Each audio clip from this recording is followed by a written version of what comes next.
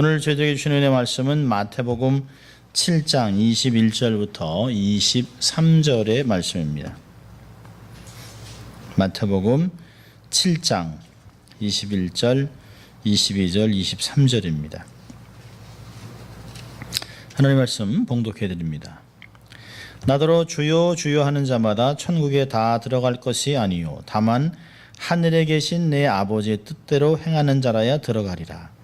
그날에 많은 사람이 나더러 이르되 주여 주여 우리가 주의 이름으로 선지자 노릇하며 주의 이름으로 귀신을 쫓아내며 주의 이름으로 많은 권능을 행치 아니하였나이까 하리니 그때 내가 저희에게 밝히 말하되 내가 너희를 도무지 알지 못하니 불법을 행하는 자들아 내게서 떠나가라 하리라. 아멘. 하나님의 말씀이었습니다. 오늘은 불법을 행하는 자. 참 어떤 면에 또 다른 제목을 우리가 단다면 명목상의 그리스도인 이라는 제목의 말씀이 될 수 있겠습니다. 예수님은 산상수훈의 마지막 부분에서 정말 깜짝 놀랄 만한 경고를 하시고 있습니다. 그러니까 좁은 문으로 들어가라. 넓은 문은 많은 사람이 가는 하지만 그 길은 멸망으로 인도하는 길이기 때문에 좁고 협착한 힘들지만 보기엔 어려운 길을 택하라라고 하는 것들을 말씀하셨어요. 그리고 거짓 선지자들을 주의하라라고 얘기를 했습니다. 그리고 오늘 말씀은 외부에 있는 것이 아니에요. 내 마음에 숨겨 있는 것들을 주님이 이렇게 드러내고 있는 것입니다. 개인의 마음속에 있는 위험에 대해서 경고하고 있습니다. 예수님은 겉으로는 기독교인이지만 속으로는 기독교인이 아닌 명목상의 기독교인이 많이 있을 거라고 경고하고 있습니다. 얼마나 맞는지 몰라요. 이들은 자기 기만과 자기 현혹에 빠져 세상을 살다가 예수님께서 재판하시는 그날에 불법을 행하는 자 나는 너희들을 모른다 내 곁에서 떠나라 라고 하는 그런 하나님의 면전에서 쫓겨나게 될 것이라고 얘기하고 있습니다. 본문을 보면 우리가 예수를 주로 고백하면서 많은 선행을 하고 많은 사역을 행할지라도 예수님과의 인격적인 관계를 이루지 않는다면 우리의 삶의 결과는 아주 비참해질 것을 얘기합니다. 어떤 면에서는 우리의 구원도 보장을 받을 수 없다라고 하는 것이에요. 아마 우리가 신앙생활을 하면서 우리가 가끔 그런 질문 하잖아요. 속으로 저 사람 예수 믿는 사람 맞아? 아니 저 사람 목사 맞아? 우리는 가끔 그런 얘기합니다. 아니, 어떻게 장로가 저러냐? 어떻게 집사가 권사가 저럴 수 있을까? 아니 예수 믿은 지 얼마나 됐는데 아니 교회를 그렇게 수십 년 다녔는데 어떻게 저렇게 놀랄 일이 아닙니다. 예수님이 산상복음으로 말씀하면서 이미 말씀해 놓으셨어요. 많은 사역이 중요한 것이 아니에요. 오랫동안 교회를 다녔다는 게 중요한 게 아닙니다. 내가 집사, 장로, 목사 가정에서 태어났어요. 아니요. 중요한 거 아니에요. 제가 아는 저희 후배 목사님도 아들이 칼빈 대학을 갔어요. 우리 막내 아들도 칼빈 대학을 갔습니다. 크리스천 대학이에요. 1870년에 세워진 그 더치 화란 계통의 크리스천 학교입니다. 채플도 드려요.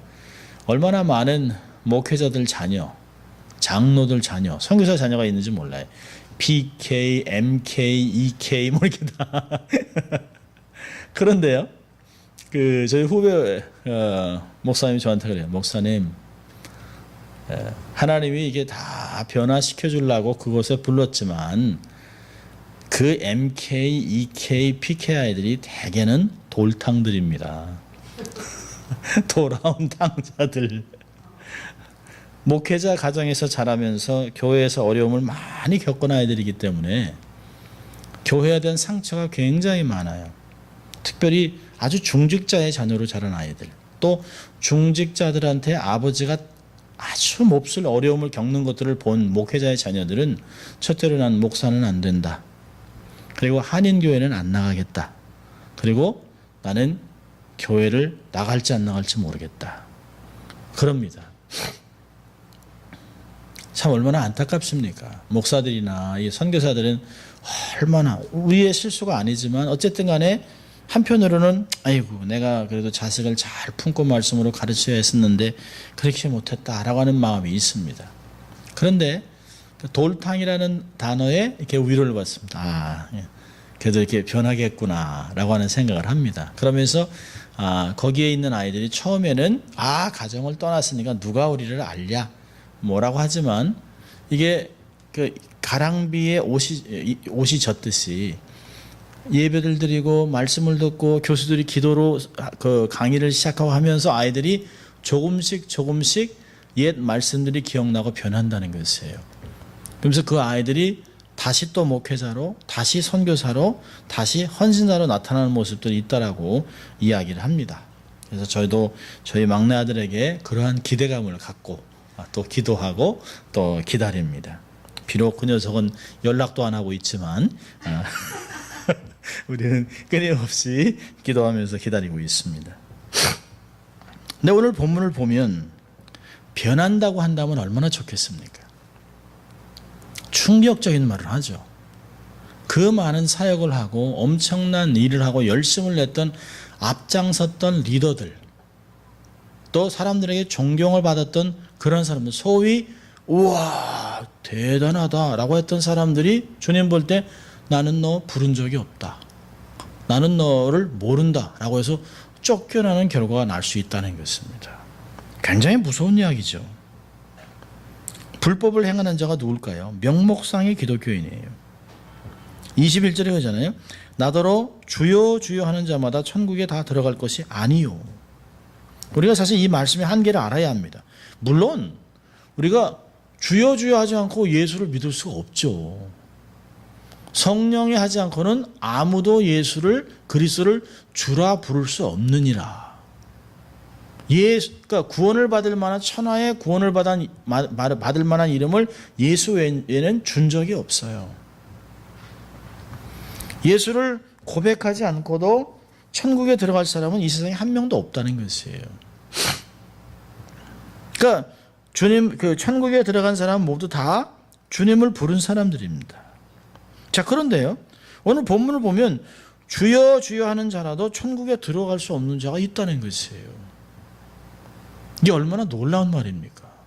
여러분, 주여 주여가 뭐 선생님이라는 뜻이겠어요? 아니에요. 예수님을 구주로 고백했던 사람들이에요. 가끔 우리가 이제 그런 말을 합니다. 뭐 어릴 때도 그 부흥 강사님이 그런 얘기를 하셨는데요. 우리가 천국에 가면 놀랄 일이 세 가지가 있다. 늘 하는 얘기예요. 첫째는 천국에 와야 되는 사람이 왜 안 왔지? 뭐 이런 사람이 있다는 거예요. 또 두 번째는요, 저 사람은 천국에 가겠어? 라고 한 사람이 와 있다는 거예요.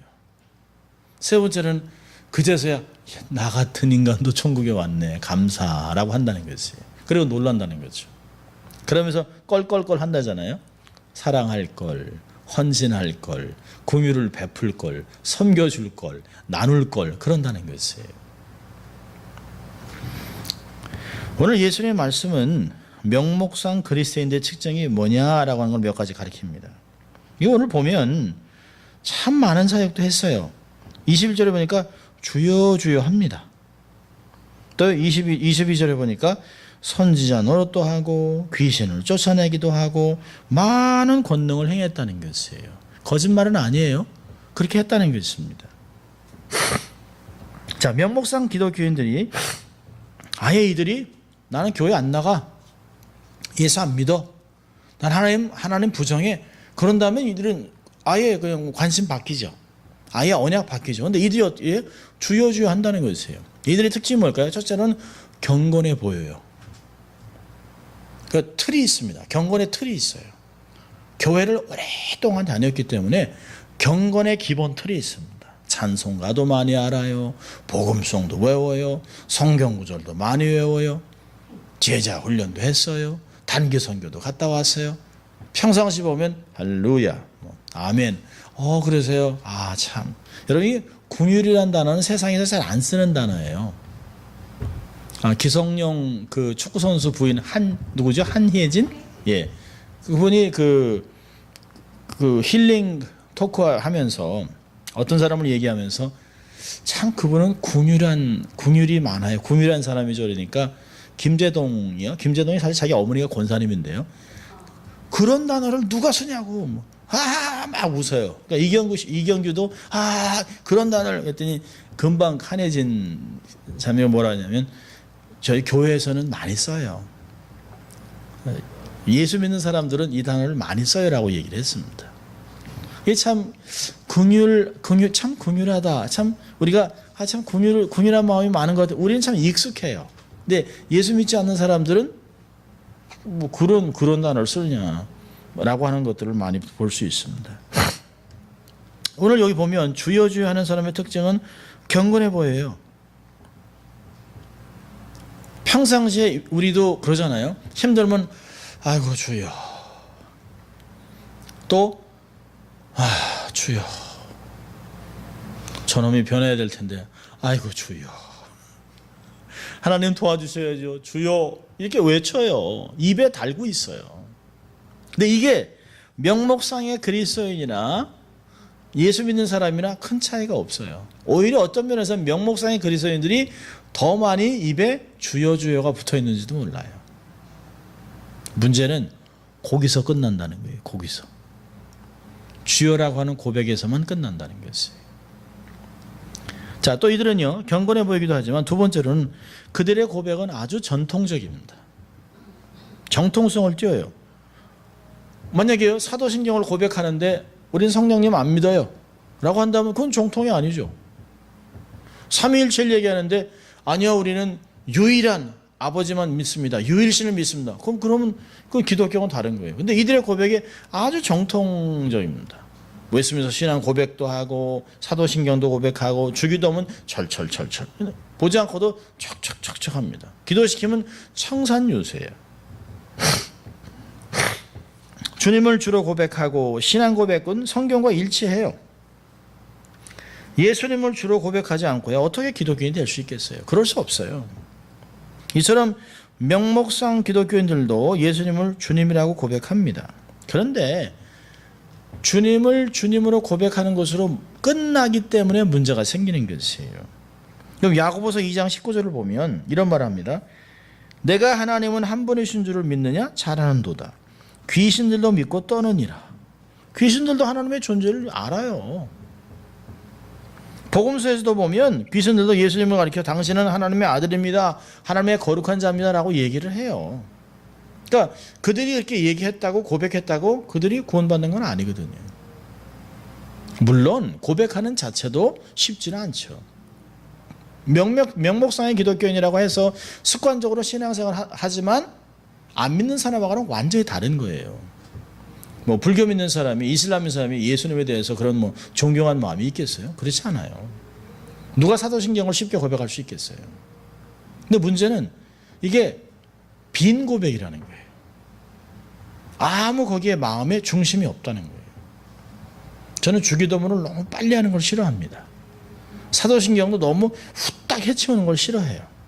우리가 생각하면서 그 단어에 어떤 의미가 있는지 또 내 신앙 고백을 실어서 우리가 고백을 해야 되는데요. 너무 빨리 너무 습관적으로 그냥 후딱 해치울 때가 굉장히 많습니다. 예배를 마치는 것으로 주기도문으로 마치 빗장을 닫는 것 같은 그런 걸로 그냥 후딱 해치울 때 저는 마음이 이게 아닌데라고 하는 생각을 합니다. 아마 주기도문을 저희가 이제 강의를 하겠습니다만 우리가 너무 쉽게 아무 의미도 없이 그냥 생각 없이 주기도문을 그냥 어떤 주문 외우시 그냥 척척척 해야 될 때가 얼마나 많은지 몰라요.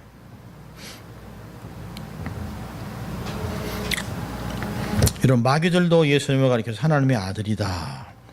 라고 얘기했어요. 사단도 광명의 천사로 가장할 수 있다고 성경은 이야기합니다.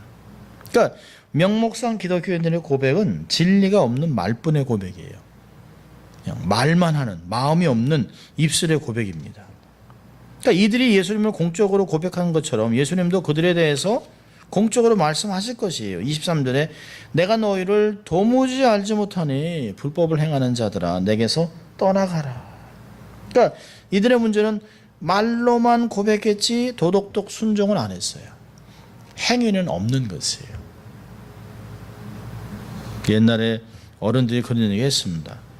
아이고, 세상에 말 잘하는 사람이 두 종류가 있는데 하나는 공산당, 하나는 기독교인. 그때 어떻게 말 저렇게 할까 하는데 가만히 세월 지나면 정말 말 잘해요. 예수 믿는 사람들이 보면 남녀의 큰 구별을 두지 않습니다. 뭐 자매, 형제, 그리고 늘 가족 같은 게 거리낌이 없어요. 그리고 이렇게 부끄러움이 없이 말을 많이 할 때가 있어요. 말도 잘해요. 왜냐하면 레크리에이션이라고 해서 한국에서 레크리에이션 강사들은 다 기독교인들입니다. YMCA, YWA 해가지고 거기서 보면 라인 댄스 가르치고 하면서 기타 치면서 가르쳤던 모든 거의 레크리에이션 강사들이 기독교인들이에요. 근데 레크리에이션 단어가 리크리에이션이잖아요. 다시 우리의 삶의 재창조라고 하는 그런 의미에서 영어가 시작됐어요. 그래서 교회에서 사람들로 하여금 어떤 사회생활이 너무 없는 이렇게 갇혀있는 사람들에게 모임을 주고 많은 사람들이 만나서 함께 교제할 수 있도록 레크리에이션 하는 것들을 했습니다. 그래서 보면 주로 노래를 많이 하고 게임이 건전합니다. 레크리에이션 하는 강사들이 야하거나 이런 나쁜 것들을 안 해요. 대개 YMCA나 YW에 사는 사람들 보면 아주 건전해요. 그러면서 꼭 거기에 아브라함은 뭐 이런 노래들을 합니다.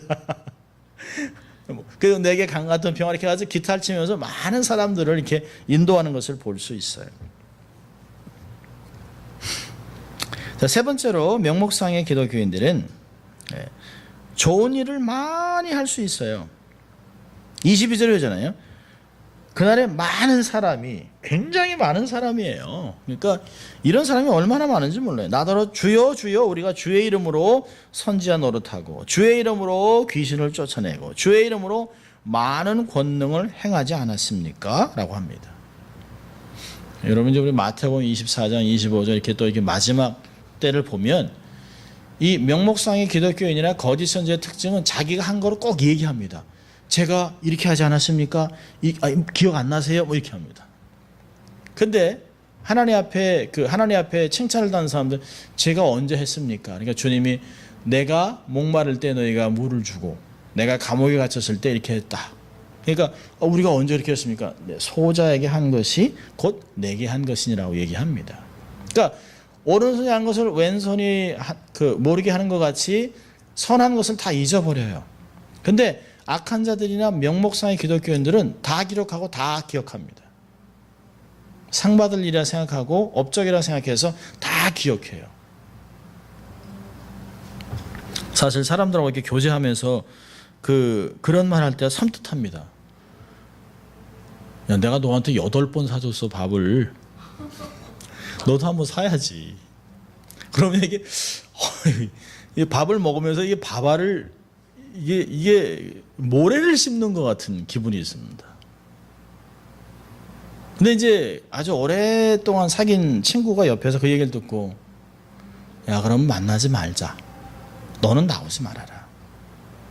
언제 송 목사가 너한테 밥을 사달라 그러디 니들이 만나자고 해서 바쁜 스케줄에 나왔는데 근데 그 얘기하는 친구도 옛날엔 그 얘기 했다가 지금은 안수 집사가 돼서 걸 알아요. 근데 이렇게 보면 사실 쪼개는 거죠. 시간을 쪼개서 자기들의 문제를 상담해 주러 나갔는데 자기 딴에는 이제 옛날에 그냥 고등학교 때부터 알았던 친구니까 37, 8년 된 친구니까 이제 말을 했는데 속마음이 탁 나온 거죠. 그래서 제가 그러죠. 그래 나 다음엔 내가 살게요. 내가 늘 산다고 그러지 않디. 니들이 먼저 내서 그렇지. 그 다음부터는 제가 만나자 그러면 이게 참 부담이 옵니다. 그래서 제가 그래요. 교회로 와라. 교회로 오면 교회 라면도 있다, 밥도 있다, 여기 또 우리 권사님도 있다, 그래서 먹을 거 많다 그러면 교회는 또 안 와요. 이 보면 자기가 한 일들을 다 얘기합니다. 주의 이름으로 많은 일을 사실은 했어요. 대단히 훌륭하게 보입니다. 귀신을 쫓아내고 예언을 하고 병을 고치는 훌륭한 일을 했습니다. 일반적으로 보면 굉장한 거죠. 많은 사람들이 부러워할 만한 일들을 했습니다. 근데 본문은 사람의 구원은 그런 사역에 근거하지 않는다는 것이에요. 그런 행위만을 가지고 업적을 가지고 판단할 수 없다고 가르칩니다. 좋은 일을 많이 한 사람이라고 해서 반드시 구원의 반열에 선다라고 하지 않는다는 것이에요.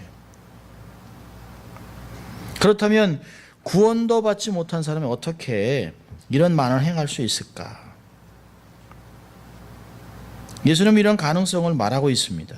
24절 보니까 그러므로 누군지 나의 이 말을 듣고 행하는 자는 그 집을 반석에 지은 지혜로운 사람 같으리니 듣고 잘 행했을 때는 주의 일을 잘 감당을 해요. 지혜로운 자가 됩니다. 근데 듣고 안 해요. 듣기만 하고 안 해요. 그래서 어리석은 자가 됩니다. 근데 오늘 보면 우리가 다음 주 보겠습니다. 세 종류의 사람을 얘기하잖아요. 23절에는 불법을 행하는 사람, 24절에서는 지혜로운 사람, 26절에서는 어리석은 사람. 이 세 종류의 사람들이 있습니다. 그게 다 듣고 행함에 친밀함에 있습니다. 바울은 데살로니가 후서 2장 9절부터 10절에 이런 말을 합니다. 악한 자의 임함은 사단의 역사를 따라 모든 능력과 표적과 거짓 기적과 불의의 모든 속임으로 멸망당하는 자들이 이 말이니 이는 저희가 진리의 사랑을 받지 아니하여 구원함을 얻지 못함이니라. 그러니까 좋은 일을 행하는데도 구원의 반열에 못 쓸 때가 있어요. 저는 이 말씀 보면서 이걸 어떻게 우리가 받아들여야 할 것인가를 생각해 봤습니다. 저는 이제 몇 가지로 생각을 해봤는데요. 하나는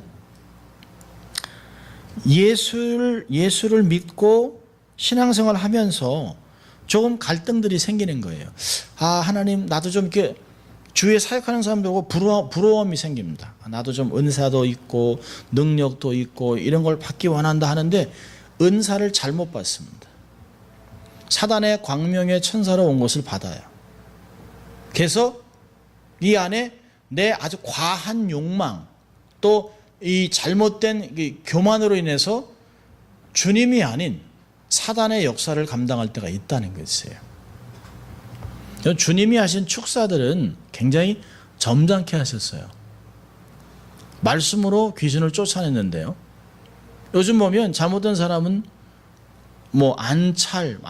이렇게 발로 때리고 어떤 사람은 몽둥이로 때리고 귀신을 쫓아내서 사람을 반 죽여놓습니다. 그래서 병이 난 것 같은데 완전히 몸살이 나고 사람이 아주 완전히 그냥 반 죽음이 돼요. 오래전에 LA에서 한 사람이 선교사라고 이렇게 지금도 막 돌아다니고 있습니다만은 사람을 안찰이 넘어서 모르겠습니다. 발로 사람을 짓밟아서 사람이 죽었어요. 기도하면서 귀신 쫓아낸다고. 그러니까 결국은 그 한 사람 때문에 교회가 쪼개지고 그 사람은 감옥에 가고 발에 이걸 채워서 캘리포니아를 못 떠나게 하는 데서 거의 몇 년 동안 살았어요. 종교적인 행위였기 때문에 의도성이 없었다 해서 감옥에 오래 있지는 않았습니다. 근데 성경과는 전혀 다른 사역들을 하는 거예요. 전혀 다른 사역. 그러니까 인격이 준비되지 않았는데 과도한 욕망. 그래서 인간적인 방법과 어떤 새로운 것들을 통해서 주의 이름이라고 하는 것으로 한다는 것이에요. 자, 또 하나는요. 처음에는 순수했지만 순수함을 잃어버리는 거예요. 순수한 목적을 잃어버립니다. 그래서 이것이 어느 한순간에 처음에는 두렵고 떨리죠. 두렵고 떨리고 참 부족한 내가 이러다가요. 사람들에게 인정을 받고 또 이게 대접을 받고 그러다 보면 어느 한순간에 교만이 싹 들어갑니다. 그러면 자기 영광, 명예, 그것도 이게 돈 버는 직업으로 바뀌어요. 그리고 많은 추종자들이 따라옵니다. 그러면 사람들이 어느 한순간부터 사람을 부리기 시작해요. 근데 그 일하는 사람들은 정말 존경하니까 은사가 있고 도움을 받았으니까 사람을 섬겨주고 싶어 해요. 그런데 곁에서 보는 사람들은 종을 부리듯이 하는 것을 볼 때가 있습니다. 저는 아이고 한 사람 망했다라고 하는 생각을 합니다. 이런 박태선이 처음부터 그런 거 아니잖아요. 문선명은 처음부터 조금 틀렸습니다만은 이만희 원래 신앙생활 하려고 했다가 잘못된 사람을 쫓아다니다 그렇게 된 거예요. 유병헌 뭐 이 신앙 이런 그 잘못된 사람들이 다 그런 것이에요. 미국 같으면 베니힌 엄청나잖아요. 베니힌 집회 때 보면 뭐 그냥 이렇게 후 해도 그냥 여기 뭐 몇백 명씩 쓰러집니다. 저는 무조건 가짜라고 생각하진 않아요. 그런데요, 이 사람이 자기 아내를 버리고 간음을 하고 하룻밤에 14만 불을 쓰고 그 2,700만 불짜리 비행기를 타고 다니고 자기 스태프들하고 영국에서 가장 좋은 호텔에서 일주일 머무면서 23만 불을 썼는데 도대체 23만 불을 어떻게 썼는지 모르겠어요. 그게 다 헌금입니다. 근데 나중에 보니까 정말 아픈 사람들은 이렇게 제껴놓고 기도를 해줬어요. 처음에야 그랬겠습니까? 케네스 코플랜, 뭐 케네스 헤이건, 뭐 이런 사람들입니다. 이런 사람들이 다 예언, 축기, 치유를 했어요. 근데 문제는 뭐냐면 그 은사가 중요한 게 아니라 은사를 잘못 사용하면 마지막이 비참해질 수 있다는 거예요. 김영숙 권사님도 그런 얘기를 가끔 하십니다. 당선 제자들이 얼마나 많겠어요? 그 30년 동안 얼마나 많은 사람을 예수의 이름으로 치유했습니까? 그분의 성품을 보면 아주 단순해요. 어린아이 같아요. 하나님 말씀하시면 무조건 순종을 합니다. 어떤 때는 가끔 제가 대립도 하죠. 아, 권사님 그거 아닌데 그러면 당신은 주님이 말씀하시기를 해야 된다는 것이에요. 그리고 하세요. 참 보면 아유 저거 많이 손해보시는 일인데 근데도 하세요. 그러면서 가끔 그런 얘기를 하십니다. 당신의 제자 중에 정말 은혜도 받고 능력도 있었는데 교만이 딱 들어가니까 마지막에 아주 비참해졌다라고 얘기를 합니다. 오히려 자기가 풍이 걸리고 쓰러져서 몇 년을 고생하다 결국엔 그렇게 갔다. 그 무서운 얘기예요, 사실은요. 좋은 일을 많이 하는 게 중요한 게 아니에요. 내 중심이 어떠냐가 중요한 거죠. 중심이. 모두 다 처음부터 교만하지 않습니다. 다 겸손하죠. 여러분 타락한 목사들이 처음부터 타락을 시도했을까요? 아니요. 참 한 영혼이 귀하고 정말 한 사람이 귀하고 막 두렵고 떨림으로 설교를 준비하고 이러다가 어느 한순간에 교회가 크고 재정이 크고 감투를 쓰고 하다 보니까 마음대로 하는 거예요.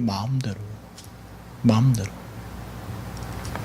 그리고 자기 좋은 일, 교회 이름 내세우는 이런 일을 많이 합니다. 좋은 일을 많이 할 수 있어요. 또 하나 특징은 뭘까요? 네 번째로는 교회 열심히 열심당원들이에요. 자신이 하고 있는 일에 빠져서 그 일을 열심히 합니다. 그런데요, 참다운 영적인 열심과 기독교인이 행하는 열심은 달라요. 어떤 이는 기도를 위해 기도를 열심히 하는 사람이 있고 선행을 위해서 좋은 일을 열심히 하는 사람이 있습니다. 그런데 그보다 더 중요한 것은 예수님과의 친밀한 관계예요. 여러분 돈을 열심히 벌어다 주는데 남편이 집에를 안 들어와요. 그러면 무슨 관계입니까 그게? 소용없죠. 아내는 정말 자녀를 사랑한다고 하지만 기도원에서 기도원을 돌아다니고 3개월 동안 집을 안 들어와요. 그거는 잘못된 거예요. 상식 이하의 행동을 하는 거예요. 자기는 기도하고 능력받기도 하지만 자기에게 맡겨진 가정을 돌보지 않는 거예요. 그건 성령의 충만이 아닙니다. 그러니까 신앙은 늘 그래요. 신앙은 상식이에요. 상식이 통해야 됩니다. 세상에서도 상식 이하의 사람들 보면 아는데요. 예수 믿는 사람이라면 최소한의 상식이 통해야 돼요. 믿음의 상식이 통해야 되잖아요. 말씀이라는 게 통해야 되잖아요. 안 통해요. 열심은 열심이에요. 세상에서 제일 무서운 사람이 누군지 아시죠? 열심을 내고 자기 방식대로 하고 남의 말 안 듣는 사람. 무서운 사람입니다. 무서운 사람입니다. 교회에서도 무서운 사람이에요. 열심은 뭐 타의 추종을 벌하죠. 그런데 가끔 저는 그럽니다.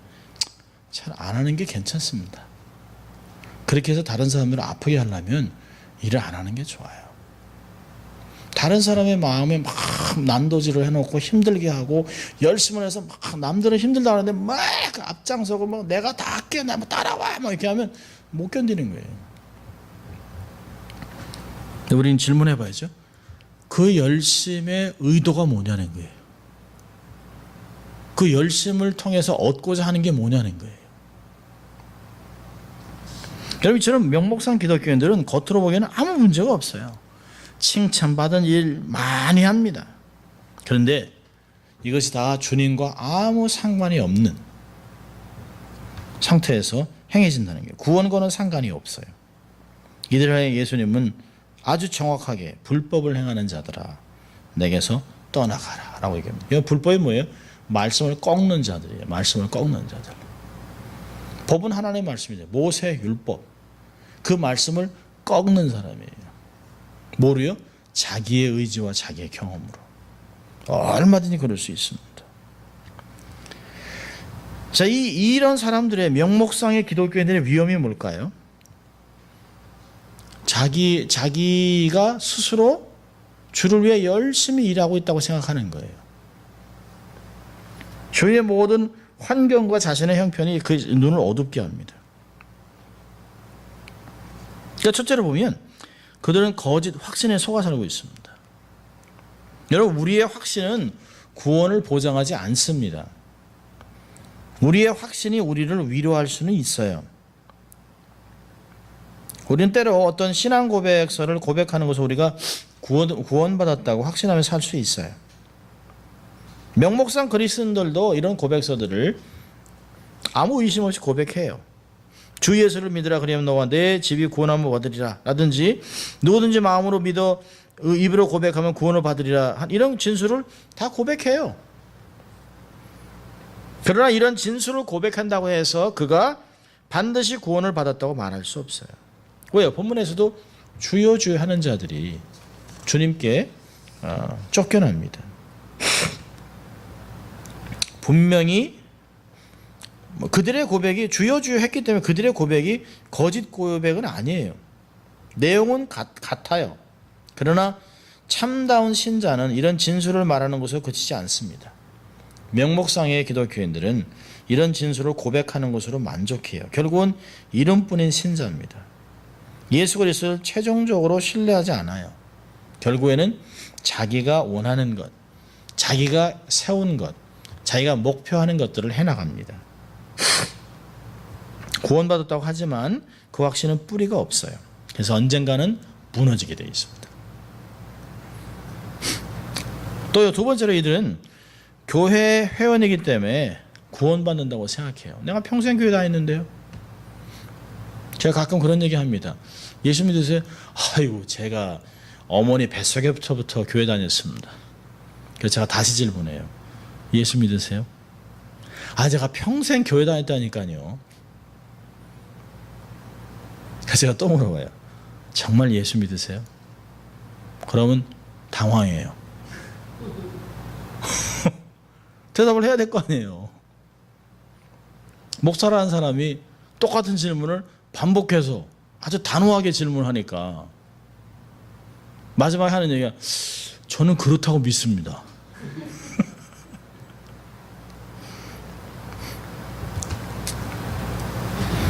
여러분, 히브리서 6장 4절부터 6절까지 보면 이런 말씀이 있어요. 참 무서운 말씀인데요. 한 번 비침을 얻고 하늘의 은사를 맛보고 성령에 참여한 바 되고 하나님의 선한 말씀과 내세의 능력을 맛보고 타락한 자들은 다시 새롭게 하여 회개할 수 없나니 이는 자기가 하나님의 아들을 다시 십자가에 못 박아 현저히 욕을 보임이라.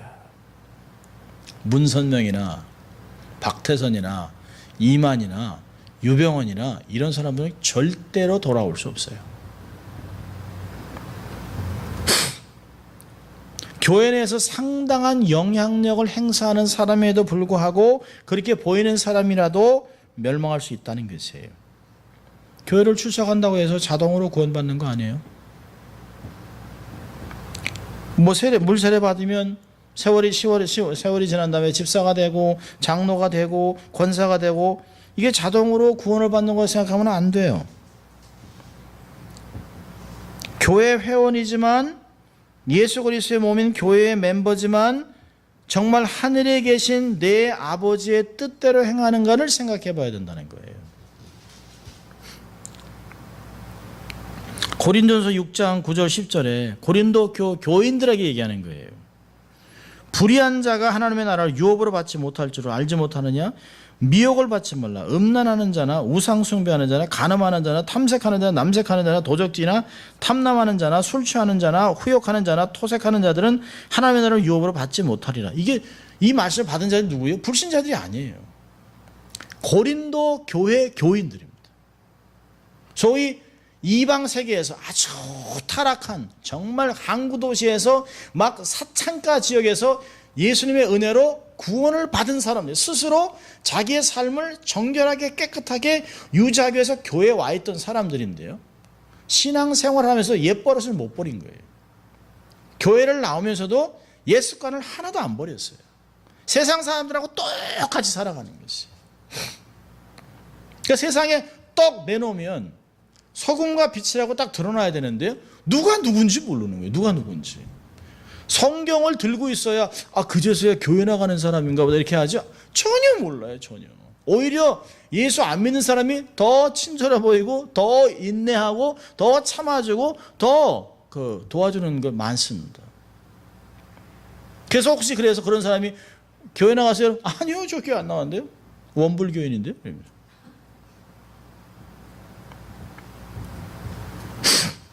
한 번 구원은 영원한 구원. 그 말은 우리가 예수 그리스도의 은혜 속에 지속적으로 거할 때만 가능한 말이에요. 은혜로 시작했다가 교만하고 음란하고 탐욕, 탈을 쓰고 살고 기만하다가 멸망할 수 있다는 것이에요. 우리는 역사적으로 많이 보잖아요. 이단이 처음부터 이단 아니죠. 최근에 통합 측에서 이단들을 다 풀어줬습니다. 그랬다가 발칵 뒤집어졌어요. 정말 눈물로, 제가 봤어요. 눈물로 막 고백하면서 한국교회 잘못했다고 자기들이 스스로 잘못했다고 고백을 했어요. 그리고 다시 이제 모든 교육을 다 받겠다고 했는데요. 그래서 탕감을 받았어요. 30년 동안 정말 선포를 해줬습니다. 이단 해제한다고. 이틀 후에 그 눈물의 고백은 하나도 없습니다. 그러면서 교단이 잘못 이해하고 우리를 이렇게 오해했다라고 얘기했어요. 그래서 한국 교단이 발칵 뒤집어서 다시 해제한 걸 다시 거꾸로 세워놨습니다. 다시 그들을 이단이라고 다시 정죄합니다. 이단이란 그런 거예요.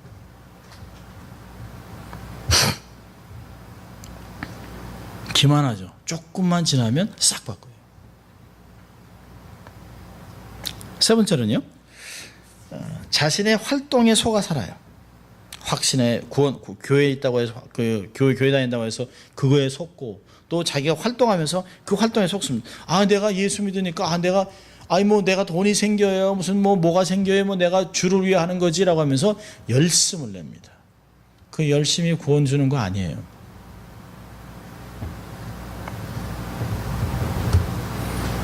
여러분 22절에 보니까 주의 이름으로 세 번을 얘기해요. 모든 일 하든 다 주의 이름으로 했다는 거예요. 열심히 활동한 것을 가리켜요. 교회에서 열심히 활동을 하지만 그리스도와는 전혀 상관없는 일을 한다는 것이에요. 이게 뭘까요? 예수 이름을 주문같이 외우는 거예요. 주문같이. 자기의 욕망이면서도 하나님의 뜻이라고 포장해요. 주의 일이라고 얘기합니다. 자기의 명예, 자기의 어떤 권세, 자기가 인정받고 싶은 마음이 있는데 그거를 하나님의 뜻이라고 포장합니다. 교회의 유의라고 포장을 해요. 그런데 그때는 가능할지 모르지만요, 세월이 지나면 그게 아니었다는 게 다 드러납니다. 다 드러납니다.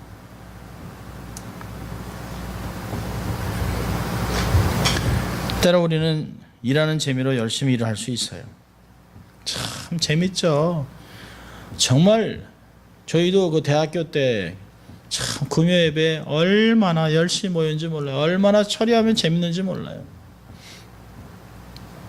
그 중에서 정말 신령한 은혜로 삶을 살았던 사람은 목회자가 됐지만 그저 만나고 얘기하고 즐거운 시간을 지냈던 사람들을 보면 지금은 교회에서 중직자가 되어 있어야 함에도 불구하고 그렇지 않고 오히려 반대로 살아가는 사람이 많아요. 그렇게 헌신하려고 하나님께 헌신하게 기도하고 그렇게 얘기하고 밤이 맞도록 정말 새벽까지 신앙에 대해서 얘기하던 그 젊은이들이 카톨릭이라고 잘 나간 의사라고 가서 시집가고 그래서 가정이 어렵고 파탄되고 또 불교 신자하고 결혼해가지고 어려움을 겪고 이건 신앙이 아니에요. 그냥 재미로 다니는 그냥 모이는 게 재밌던 거예요. 모이는 게. 여러분 사람이 열심히 모이고 열심히 일을 하면 칭찬받죠. 근데 문제는 그 의도가 뭐냐는 거예요. 그 의도가. 왜 어째서 그런 열심을 내냐는 거예요. 왜요? 자기 시간을 투자해서 자기 어떤 때는 막 기마에도 쓰죠. 밥도 사주고 막 뭐 합니다. 그 의도가 뭐냐는 거예요. 왜 가끔 그러잖아요. 왜 저러지? 무슨 줄이 이게 뒤에 있는 게 아닐까? 오죽하면 그런 얘기를 하겠어요. 오죽하면. 가끔 그러잖아요. 이거 먹고 소화될까? 이거 뭐가 있다는 거예요. 이렇게 열심을 내는 사람은 칭찬받는 게 목적이에요. 하나님의 영광의 목적이 아니라 칭찬받는 거. 너무 잘하셨어요. 너무 해주셨어요. 그 많은 물질을, 그렇게 많은 헌금하셨어요. 어떻게 그렇게 막 그냥 나오셔서 다 혼자 다 하셨어요. 대단하세요. 우리 교회 그냥 기둥이에요. 그럼 기분 좋은 거예요. 하나님 그러시죠. 네가 영광 거둘래?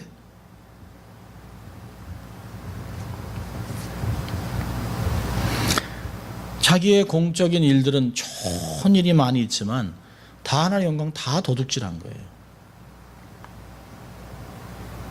어떤 면에서는 사회에서 받지 못한 충족되지 못한 것을 교회에 와서 받으려고 합니다. 그래서 직분을 계급으로 생각하는 거예요. 5년 됐는데 아직도 집사예요? 그럴 수 있죠. 10년이 됐는데 아직도 집사? 그럴 수 있죠. 그게 뭐가 그렇게 중요합니까? 직분에 목을 걸 필요 없어요. 하나님이 아세요.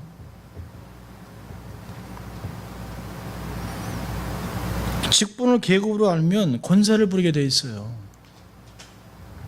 자신의 이름을 드러내기 위해서 그런 사람들은 봉사와 헌금 사역을 외식으로 합니다. 내가 우리 교회 헌금 거의 다 해요. 그러면 섬뜩하죠. 하나님이 그래? 그럼 이 교회 네 교회야? 할 수도 있죠. 우리는 우리의 생각이 가끔 말로 툭툭 튀어나올 때가 있습니다. 그리고 사실은 듣고 깜짝 놀라야 돼요. 하나님 내가 어떻게 이런 생각을 하나님 제가 아직도 덜 된 먹었군요. 하나님 아직도 제 안에 하나님 앞에 영광을 막 도둑질하고 싶은 이 욕망이 있어요. 나 없으면 안 된다라고 하는 그런 게 내 안에 가득해요. 그래서 정말 이를 악물고 하나님 앞에 피를 토하는 회개를 해야 되는 것이에요. 여러분 사람이 칭찬하면 뭐합니까? 하나님이 나 몰라 그러면 끝나는 건데요. 누구의 칭찬, 누구의 인정을 받고 살려고 하냐는 것이에요. 산상보훈이 얘기하잖아요. 은밀한 가운데 갚아주시는 내 하나님, 그분을 기대하라는 거예요. 하나님 모를까요? 다 알죠. 아무도 모르잖아요. 우리가 가끔 기도할 때, 목회자들이 기도할 때 그런 기도 많이 합니다. 하나님 다 보시고 다 아시죠. 누구에게 이야기를 하나님 하겠습니까? 피눈물 나는 기도예요. 하나님만 아시죠. 하나님은 정말 다 아세요. 정말 다 아세요.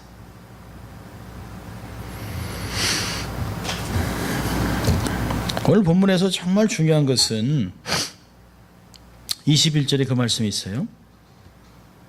다만 하늘에 계신 내 아버지 뜻대로 행하는 자라야. 아버지의 뜻대로 행하는 자. 예, 성경에 가끔 그러잖아요. 알곡과 가라지. 그 주님의 제자가 주님 좋은 씨를 심지 않았습니까? 근데 가라지가 있네요. 그러니까 주님 뭐라 합니까? 뽑을까요? 그러니까 뽑지 말아라. 왜요? 지금은 가라지는 알곡이 비슷해요. 보이는 게. 그래서 잘못해서 알곡을 뽑을 수도 있고요. 이게 뿌리가 이렇게 연결되어 있으니까 뽑다가 알곡도 상해요. 그러니까 내버려 두라고 합니다. 나중에 다 자라고 나면 싹 갈라져요. 알곡과 가라지가 싹 갈라집니다. 그럼 그때 가라지는 다 뽑아서 불에 던지겠다는 거예요. 그러니까 교회는, 이 공동체 안에는 가라지와 알곡이 다 알곡과 가라지가 다 같이 있어요. 근데 몰라요. 그거는 우리는 몰라요. 입으로만 주여 하는 무리가 있고, 한 부류는 정말 아버지의 뜻대로 행하는 사람들이 있어요. 정말 중요한 것은 아버지의 뜻대로 행하는 사람이라는 거죠. 하나님의 일을 하는 하나님의 일꾼들에게는 하나님의 최종적인 인정이 필요합니다.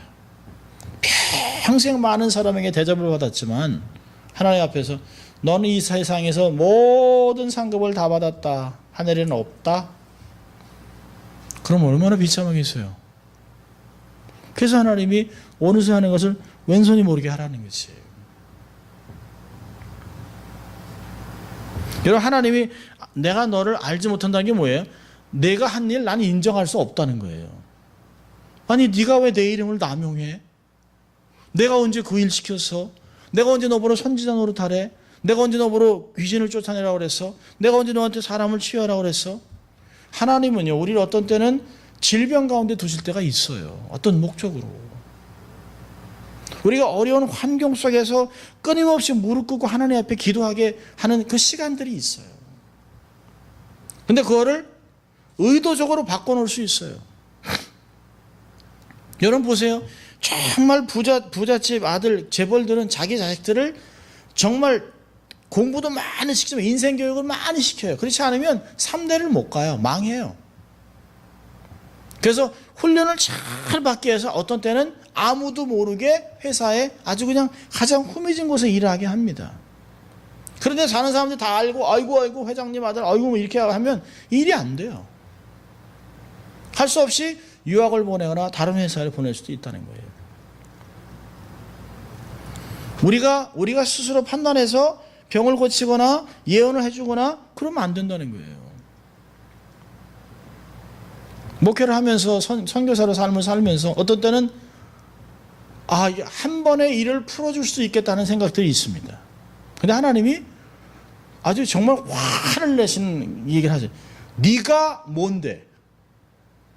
내가 풀지 않는 걸 내가 어찌하여 네 마음대로 풀려고 하냐. 그런 마음을 확 주실 때 얼마나 무섭습니까? 하나님이 그 환경을 허락했는데 나 같은 인간이 무슨 권위로 하나님의 하신 계획을 틀어놓냐는 거예요. 그 사람 입장에서는 빨리 낳기 원하죠. 빨리 회복돼서 빨리 이거 벗어나고 싶죠. 그건 하나님만 하실 수 있는 거죠. 여러분, 하나님의 뜻이라는 게 얼마나 중요합니까? 그래서 로마서 12장 2절에도 하나님의 선하시고 온전하고 기쁘신 뜻을 분별하라는 거예요. 뜻을 분별하라. 하나님의 영광을 위해서 하지 아니하고, 불법이라는 건 자기 말씀을 따르지 않는 것을 얘기합니다. 이들의 불법을 행하는 자들의 최종 선고는 마지막에 내려져요. 난 너 모른다.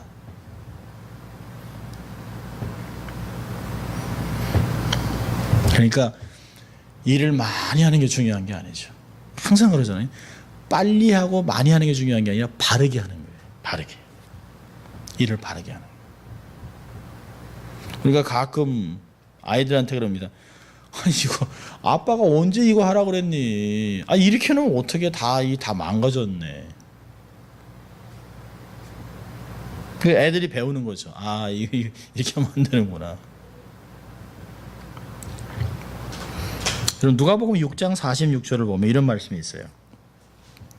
너희는 나를 불러 주여 주여 하면서도 어찌하여 나의 말하는 것을 행치 아니하느냐. 무서운 말씀이죠. 아니 주여 주여 했으면 내 말하는 걸 들어야지. 왜 주여 주여 해놓고는 왜 들어서 안 하냐는 것이. 주여 주여 부르는 것이 하나님의 뜻이 아니라는 말이 아니라 주여 주여 불렀으면 그 다음에 이뤄서 그 해당하는 생활을 하라는 거예요. 그런데 왜 말하고 행동이 일치하지 않냐는 거예요. 주님은 오직 아버지의 뜻대로 행하는 자라야 천국에 들어가리라 하셨습니다. 저는 여기서 한 5가지를 혼자서 이렇게 생각을 해봤는데, 아버지 뜻대로 행한다. 첫째는요, 하나님의 뜻을 온전히 분별해야 합니다. 알아야 돼요. 이게 하나님의 뜻이구나. 하나님의 뜻은 기도해서 그냥 마음이 뜨거워지게 아니에요. 특별 은총을 이미 주셨어요. 모든 사람이 동일하게 하나님의 뜻을 발견할 수 있도록 성경을 주셨어요. 성경을 통해서 모든 환경 속에 주신 말씀들이 이 말씀이구나 라고 하는 것을 잡아야 된다는 거예요. 두 번째는요, 그 뜻을 알았다면 그것을 행하고자 하는 선한 소원이 있어야 돼요. 뜻은 알았는데 나하고는 이러면 안 되는 거죠.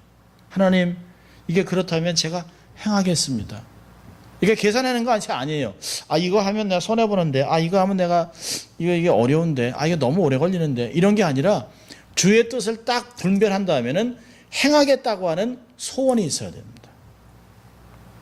세 번째는요, 적극적인 순종이 있어야 돼요. 하나님, 제가 하겠습니다. 그리고 하는 거예요. 네 번째는요, 하나님의 도우심을 계속 간구하는 거예요. 하나님, 제 힘으로는 못해요. 나 저 사람 싫어요. 근데 하나님 할게요.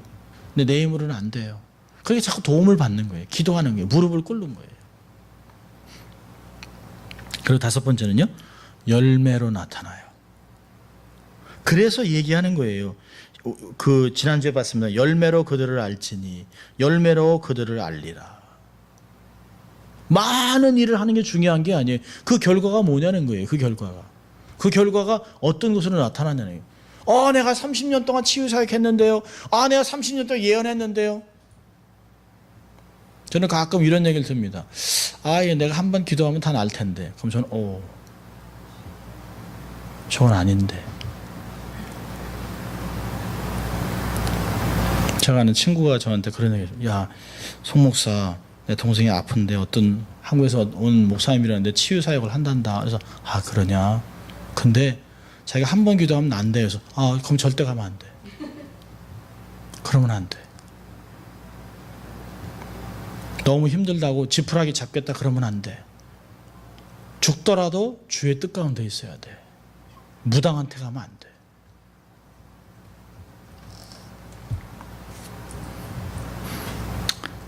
아버지의 뜻을 행하는 자의 특징은 겸손해요. 정말 겸손합니다. 두 번째는요, 정말 신실해요. 세 번째는요, 정직합니다. 이 세 가지가 들어맞아야 돼요. 귀신을 쫓아내는 일, 권능으로 사역하는 것, 이게 그렇게 큰 빅딜이 아니에요. 그걸 통해서 하나님의 영광이 어떻게 드러나고, 그러니까 늘 제가 그럽니다. 사역을 보면서 사역자의 성품이 어떠냐는 거예요. 여러분, 무당도 능력이 있어요. 그릇이 중요한 것입니다. 은사를 받았는데 그 은사를 어떻게 사용하느냐. 은사를 사용하는 사람의 성품이 겸손하고 정말 신실하고 정직한가를 봐야 됩니다. 그렇지 않다면 차라리 안 가는 게 나아요. 그런 성품이 드러나지 않는다면 아예 일을 안 하는 게 나아요.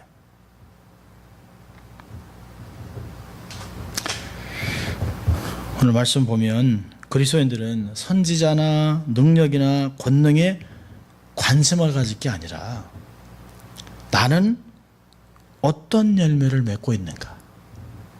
나는 주님과 어떤 관계를 맺고 있는가? 나는 정말 좁은 길을 택하고 있는가를 생각하라는 것이. 천국에는 입으로 주여 주여 하는 자가 가는 것이 아닙니다. 사역을 많이 하고 가는 사람이 아니에요. 주님과 인격적인 관계를 맺고 살면서 하나님의 뜻을 온전히 실천하는 사람, 그 사람이 천국의 시민이 되는 것입니다. 쉬운 것은 아닙니다. 우리 삶을 보면서 절대 교만하지 않기 위해서 애를 쓰고 수고해야 합니다. 오늘도 이렇게 말씀 보면서 하나님, 제가 이게 불법을 행한 자가 되지 않도록 자신을 돌아보고 정말 하늘에 계신 아버지의 뜻대로 행하는 저희들 될 수 있도록 도와달라고 늘 간구하는 저희들 될 수 있기를 주의 이름으로 축원합니다. 기도하겠습니다. 하나님 아버지 감사합니다. 오늘도 하나님 우리가 어떠한 신앙생활을 해야 될지 하나님 도전하시고 가르치시고 권면하신 것 감사합니다. 절대로 하나님 어떤 사역에 목말라서 하나님 우리의 명예와 우리의 영광과 어떤 사람들로 모으기 위해 사는 사역이 아니라 그래서 하나님 불법을 행하는 자가 아닌 하나님의 뜻을 분별하고 행하는 저희들 될 수 있도록 끊임없이 주님과 친밀한 관계를 통해서 주의 뜻을 행하는 저희들 될 수 있도록 주님 축복하여 주시옵소서. 감사하고 예수님 이름으로 기도합니다. 아멘.